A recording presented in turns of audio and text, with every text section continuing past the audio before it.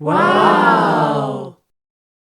Hallo Leute, mit dem Blick aus dem Fenster. Momentan, wie ihr seht, sind wir da ein bisschen zugeparkt, weil so viele Autos schon da sind. Und jetzt geht es einmal los. Da vorne ist die Firma, also da die Produktionsstätte von dem Pferdchen. Und dort gehen wir jetzt mal hin. Ja, meine Lieben, endlich haben wir es geschafft.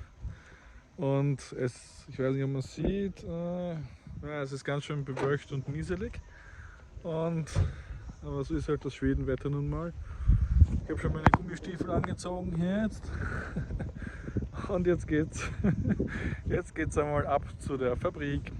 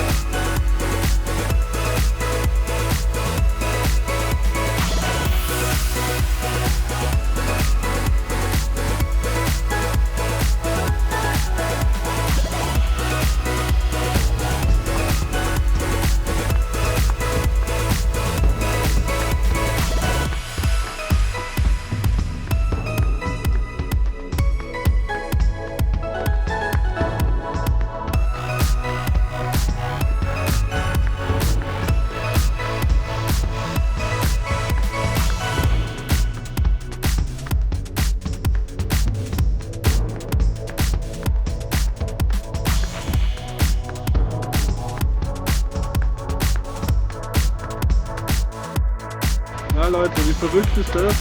Machen die das jetzt alles quasi mit dem Roboter. Also ich kann mich erinnern, vor 20 Jahren, wie ich da war das so, dass das alles noch mit Hand gemacht wurde. Aber so ist das halt. Die Maschinen übernehmen das halt alles und ja, es wird halt genauer und ja, wie man gesehen hat, die Maschine macht aber offensichtlich nur die Vorfertigung. Die ganzen Feinheiten werden aber noch mit der Hand gemacht und ja, das finde ich ja schon sehr, sehr gut. Genau, also und jetzt geht es für uns hier weiter Richtung Willis, weil wir müssen Essen einkaufen.